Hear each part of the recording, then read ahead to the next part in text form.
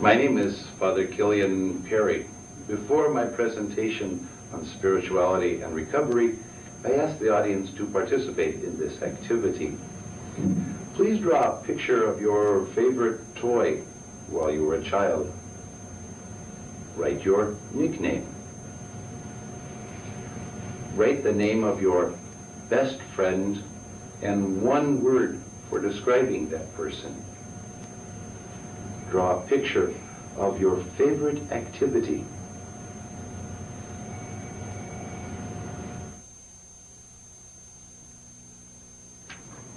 In my role as chaplain on our unit at the hospital, there's a couple of different things that I do. I work specifically with a group once a week and talking about spirituality issues or spirituality ideas, some of the kinds of things we just did on this little survey, Woody.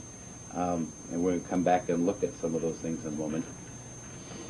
Also, once a week with one of the counselors, we do a grief group to do some processing of grief issues. I'll talk a little bit more about that later. Do some work with step 4 and step 5 preparation, and then hearing steps. Do some work with preparation for step 2 and step 3. Clients are ready to do those steps. Step 12 says, having had a spiritual awakening as a result of these steps, we tried to carry the message to alcoholics and to practice these principles in all our affairs. Having had a spiritual awakening. 12 steps of AA are a spiritual program. It's the way it's put together. Not a religious program, a spiritual program. Spirituality has to do with the quality of our relationships with whomever or whatever is the most important thing in our life, or are the most important things. All of us have ways of relating to our own lives, to other people, to a higher power.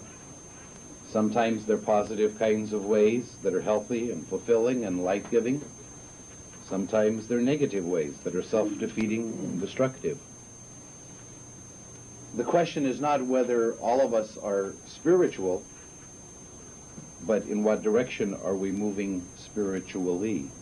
Whether it's any of us, any person in treatment, anyone. Quality of our relationships. Being alive is being in relationship.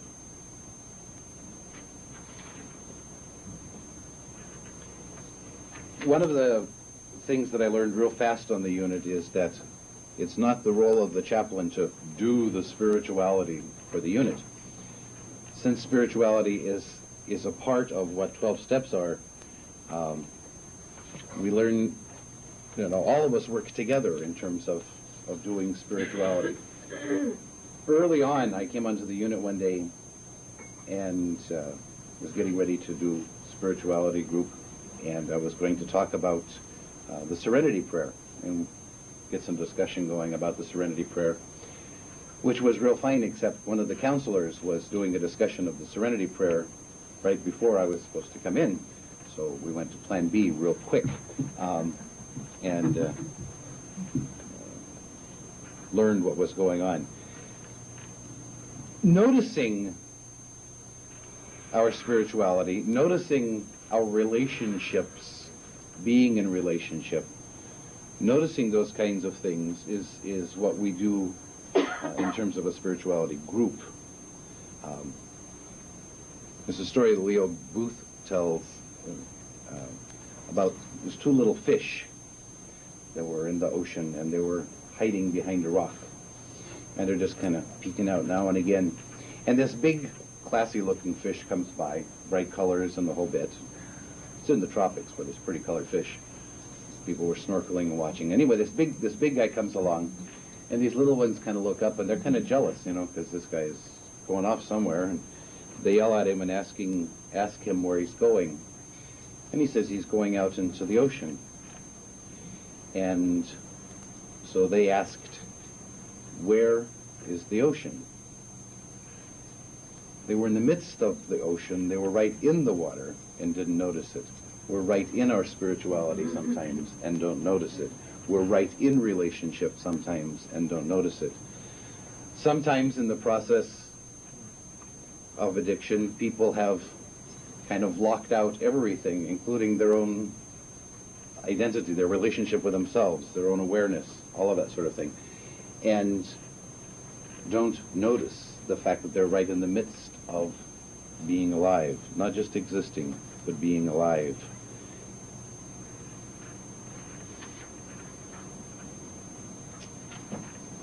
We move through being alive and existing to being aware, to awakening, that the step 12 talks about, that spiritual awakening, to notice the fact, like the little fish that were in the middle of the water.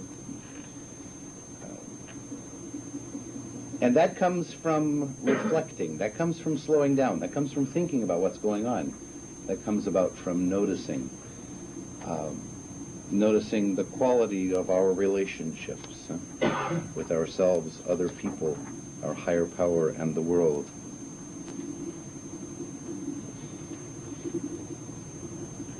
In Spirituality Group, we don't talk about things spiritual because it tends to be terribly remote and terribly abstract and boring. At least for me. I don't know about for the clients, but at least for me it is. But we talk about real stuff, because that's how we can look at what's happening. We talk about our own experience. That's the way we notice what kind of relationships we're in. We talk about real things like, what was your favorite childhood toy? We talk about real things like, what was your name as a nickname as a child? What's your favorite activity? And then we begin to talk about the ways those kinds of things affect us. Not too long ago, a few months back, I guess, we were talking one evening, and usually when they do Spirituality Group, I usually start, depending on the size of the group, by asking people to share one thing that was really impressive for them since the last time we had been together. The Spirituality Group is usually on Monday nights, and so usually I ask, like, over the weekend, what was one thing that happened that really impressed you or that you really enjoyed or that sort of thing. This particular Monday evening, everybody on the weekend had been over to one of the lakes, and everybody, the thing that impressed them the most was something or another that happened, one thing for each person, that had happened during their time at the lake in the afternoon. Some had watched people with these little radio-controlled sailboats, and other people had played volleyball and got to be kids again and that sort of thing. And we started talking about what was happening, or what they thought might be happening, in terms of the ways they were relating with each other, in the ways that they were relating with their world, in the ways they were waving to people who they didn't know, the kinds of ways they were connecting, the kinds of ways that they were letting life happen and not worried about whether they were getting their work done or any of the other kinds of things that they were doing on the unit. But in fact, this was the same thing as they were doing on the unit, except this was living it out, not just talking about it, not just writing about it. This was being in relationship. This was noticing the kinds of things that were important to them and the ways those things were important and why those kinds of things were important. Living their spirituality rather than just talking about it. And talking about things they had done. And then moving to talking about the fact that those were all kinds of relationships. Those were all ways that they were connecting with other people. That those were all ways that they had an opportunity to reflect on life, their own life. And the commonality of all of that, too.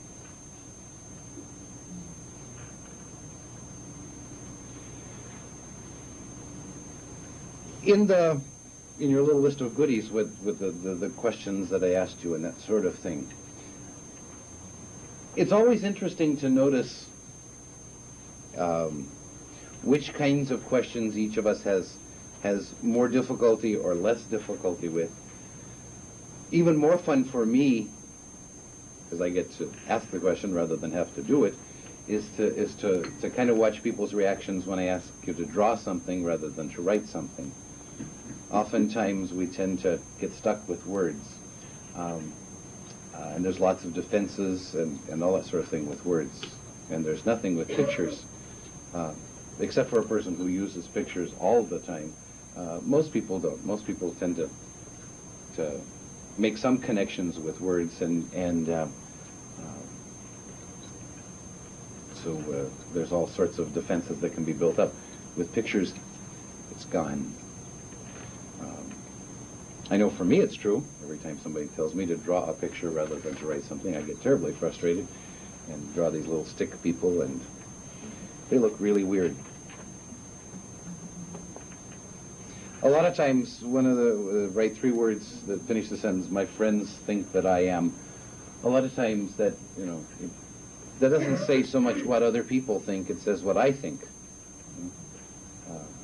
It's my relationship with myself, because that's what we project onto other people.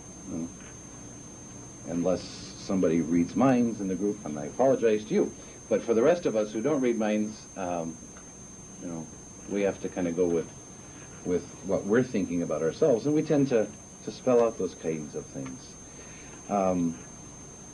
Oftentimes, when we think about a toy that we had as a child, or a nickname as a child,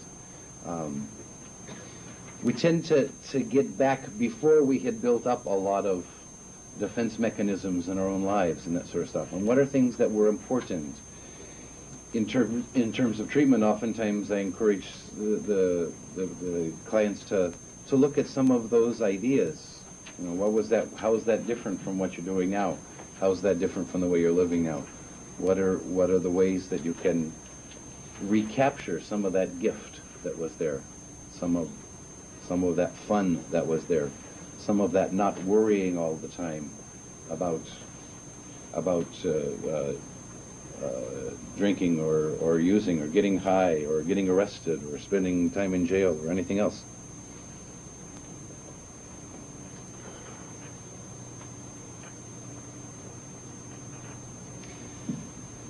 Carl Jung says alcoholism is a spiritual disease which has as its base a drive toward wholeness. A drive toward wholeness, completeness. Spirituality in the 12 steps is a movement from toward positive qualities in our relationships, from fear to trust, from self-pity to gratitude, from resentment to acceptance, from dishonesty to honesty,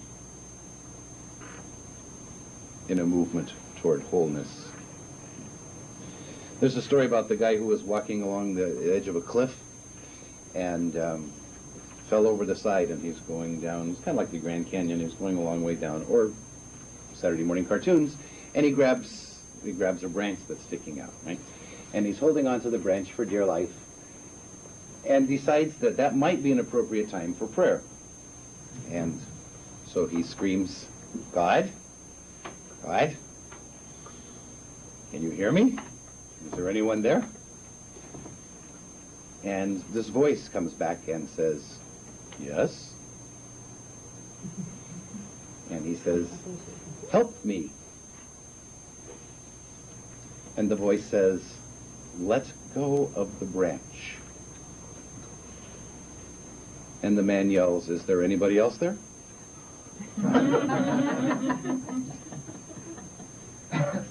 What the man didn't see is that if he let go, he only had about a foot to go before there was a ledge, then he was going to land safely.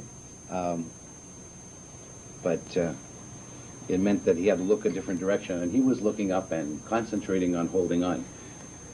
Concentrating on holding on to a whole lot of the stuff that we do is the ways that we hold on to our relationships, any kind of relationship, but especially negative relationships, because we don't know what else is going to happen if we let go. We don't know what's going to happen if we drop. We don't know what's going to happen if we risk.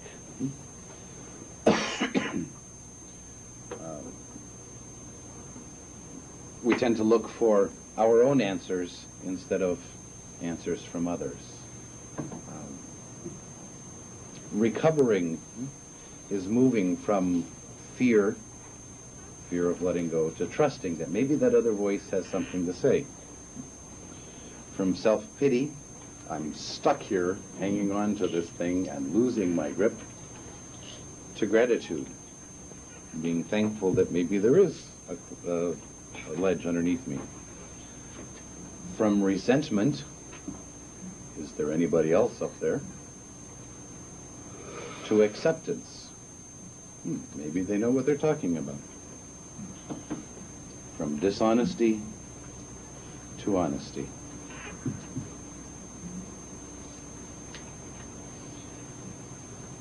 Giving worth, giving trust, depending on something that we hear, is giving something worthship or worship, giving something godlike qualities, giving something or some idea or some concept importance enough for us to depend on it.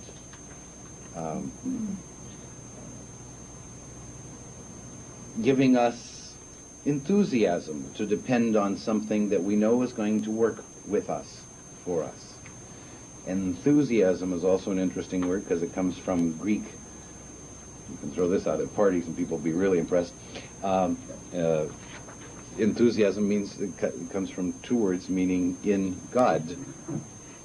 Greek.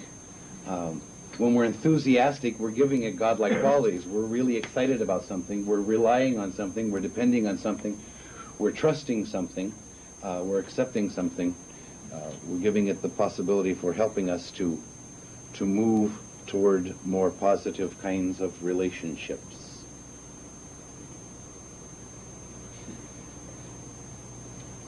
That trust, that risking, that letting go sometimes is most evident in the grief group processes that we do on the unit. While a person is with us, we take the time in grief group to look at some of the grief issues that each person has had. We don't have time to look at all their grief issues. Nobody has volunteered to stay for 3 or 4 years, so we can continue working through things. I don't understand why, but they haven't. And so we ask people to look at some major things. To be able to focus it down, though, we ask people to do a grief timeline initially. Different times that grief has come up in their lives. Grief is not just, though, when somebody dies. A lot of times we can, a person can write down all these people that died that they never knew, you know? Or they heard about somebody that died in Lower Slobovia or somewhere, sometime or another, so they put that down, which doesn't really apply. But any kind of loss, not just death kinds of separation, but other kinds of loss and separation. Moving from school to school, moving from deaf school to hearing school, moving from hearing school to deaf school, other friends moving away, close friend moving, loss of a pet, family separations from any number of causes, divorce, jail, on and on and on and on. All those kinds of things cause grief.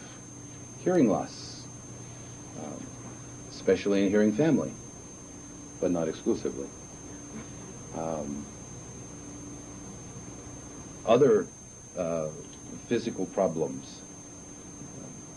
Loss of relationship because of drug use and alcohol use. Being excluded from places or groups because of use. All of those kinds of things cause separation, cause grief. All of those kinds of things are the kinds of things that we could take the opportunity with folks to talk about during grief group. Normally what we would do with any client is they would present a timeline in grief group. And then we'd give particular kinds of follow-up assignments to work with whatever happens to be a client's major grief issue or issues. Oftentimes they're family-related kinds of things. Separation from a client's children. They've been taken away, or they're with the spouse and there's no visitation rights, or a number of things like that. Separation from a biological family, being placed in foster care young and growing up in that kind of a setting. All kinds of things like that. Sometimes if there's a death involved, sometimes there's a need to put some closure on that. Sometimes there's a need to finally be able to find a way to say goodbye, to know that that doesn't make it all nice and everybody's going to live happily ever after. There's going to be no more pain and all that sort of stuff, but that it's okay to say goodbye. And sometimes just finding a way to do that. Sometimes taking the time after doing some kind of writing a goodbye letter or composing some kind of way to say goodbye, then ritualizing that, then doing it. We had one time several clients who were doing the same kind of thing with friends who had died fairly shortly before they came to treatment. And I guess we had 3 at one time, and none of them had ever had the opportunity to go to the funeral of their friend who had died for various reasons, and wanted a way to finish that process. So we did the goodbye letters and shared that and shared what that felt like and that sort of stuff. And we took those letters and we took them down by the river and burned them. Kind of let that go, let the smoke go wherever it went, and just took the time, a little quiet time, with several of the patients and one of the counselors and myself, just to be quiet and let that person go. Let that be a time to say goodbye. We did it in, it's kind of park down by the river, so it's, a nice setting. It's quiet, it's peaceful. Depends on what the setting is, what the situation is, what we do with it, what kind of follow-ups that we do.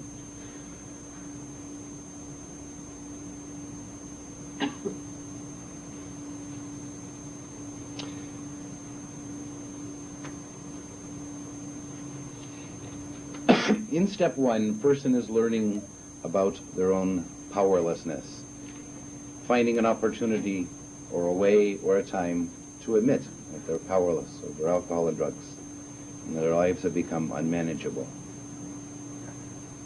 And step 2 comes along right away and says a power greater than ourselves can restore us to sanity, that there is some hope. We're not just stuck, well, I'm powerless, I think I'll go eat worms. There's some opportunity. There's hope. There's a place we can move. There's a place we can move. Spiritual growth, doing the steps, is discovering a higher power. And that varies from person to person to person. It can, a higher power sometimes is an AA group. That's a power greater than myself that can restore my sanity. That's where the power is. It may be a God. It may be nature. The difficulty sometimes with some of our patients, clients, whatever is the right word, is we sometimes get stuck in religious language with the word God. And we end up thinking just the things we learned in church school, or specific kinds of things about a vengeful God, or about a serious God who is ready to catch you when you do something wrong. That kind of a concept of God. Or a God who is terribly, terribly remote, and just way up there sitting in heaven in his Burka lounger watching Days of Our Lives or something. but not a God who can restore me to sanity. With most of our clients, I don't use the word God. It shows up a couple of times in the steps. I'll say God, higher power. So that we keep saying, I keep saying, and most of the staff do also, talking about higher power, so that we don't get stuck in religious language. So that we're looking at spirituality and the quality of our relationships, and not with some data that we may be carrying as baggage. If there's positive kinds of experience in terms of religion, or in terms of a religious community, or a religious background, or a religious faith, that's great. That's something to work with. Sometimes there's not. We had one very interesting client one time who was native from Canada, was raised by a white Lutheran family, and so had kind of two religious spiritualities that were just sort of confusing him.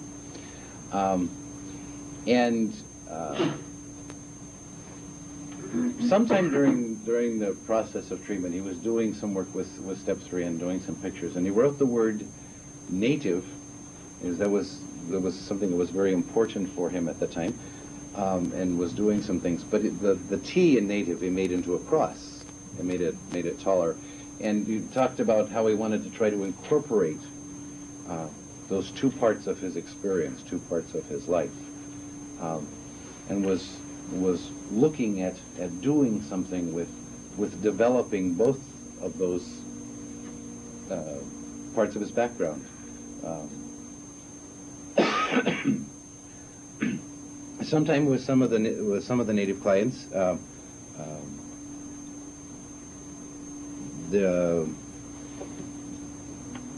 are other staff at the hospital who are much more acquainted with native spirituality than I am, and some of the clients work individually with those folks, and may do their fourth and fifth steps with them rather than with me, because that's the background that they're more comfortable with, the person that they're more comfortable with, a spirituality, religious foundation for the spirituality that's more comfortable for them, and that happens sometimes also.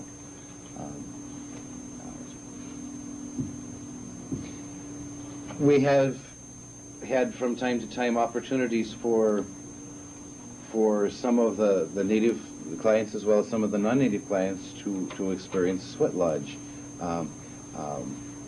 And that a couple of times when various people have had, when a whole group has had the opportunity to go or not go, it was real interesting. One time on a Monday night, they had done this on Saturday night, and on Monday evening when I came in for spirituality and I asked what was impressive, and they all talked about the experience of the sweat. And one of the clients, who tended to be rather talkative, that's a nice way to say it, she said, it was real interesting. All the way home, everybody was quiet in the van. And we talked about the fact that it had some impact on all of them, that whole experience. It was interesting because the whole group there had been some impact. Even the people who did not participate in the sweat stayed outside for medical reasons, for their own personal choice, whatever. But there was some kind of impact. But there was a relationship there that didn't need words, even amongst themselves. And there was a respect there amongst themselves in that relationship that didn't need words. And we spent some time playing with that. It was real interesting.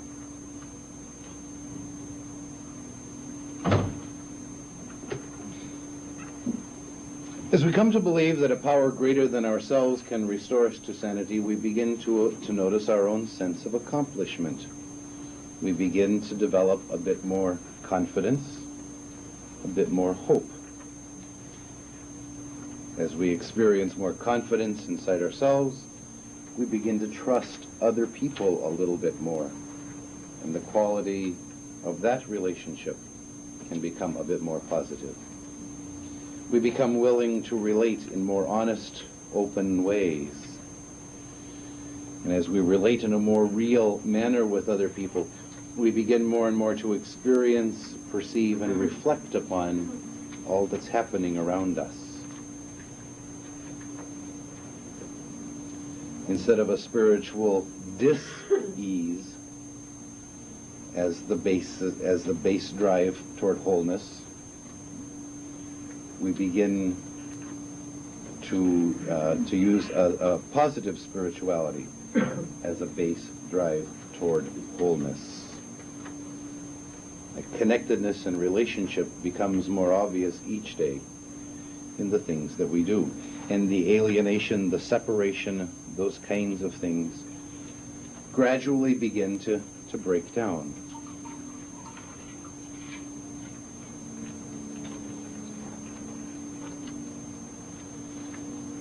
In the big book, Alcoholics Anonymous, in the second appendix, if you're checking, it says, we find that no one need have difficulty with the spirituality of the program.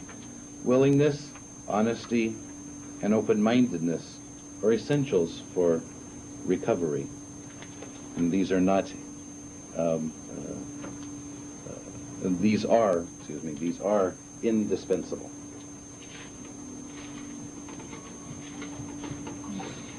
Uh, 12 steps, you have a copy somewhere in your thingy of the 12 steps themselves.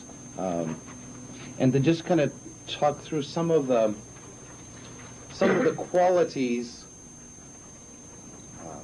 spirituality qualities connected to each of the steps. Step 1 says, we admitted that we were powerless over alcohol and drugs and that our lives had become unmanageable. I'm talking about honesty and acceptance. In step 2, came to believe that a power greater than ourselves could restore us to sanity. I'm talking about hope. And defining our own higher power as positive or negative. Step 3, made a decision to turn over our life and our will to the care of God as we understood Him. Relinquishing faith, letting go. Step 4, made a searching and fearless moral inventory of ourselves. Specificity and history. Step 5, admitted to God, to ourselves, and to another human being the exact nature of our wrongs. Community, sincerity, and interdependence. Step 6, we're entirely ready to have God remove all these defects of character. Self-honesty and patience. Step 7, humbly asked Him to remove our shortcomings. Humility, readiness.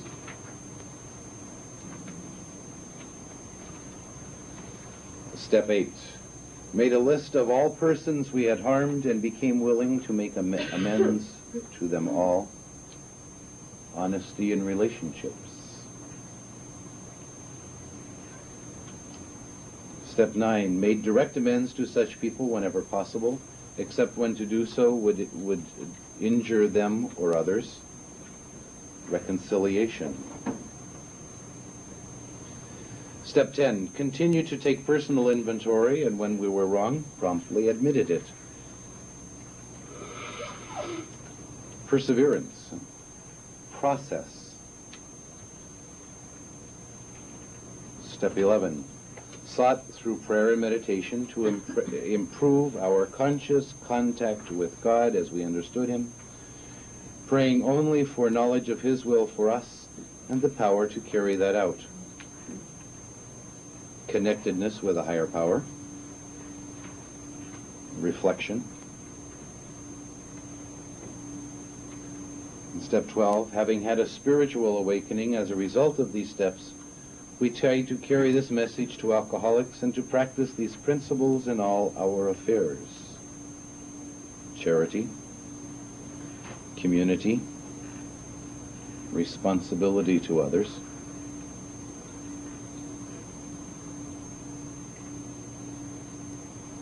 sometimes in the process of going through the 12 steps,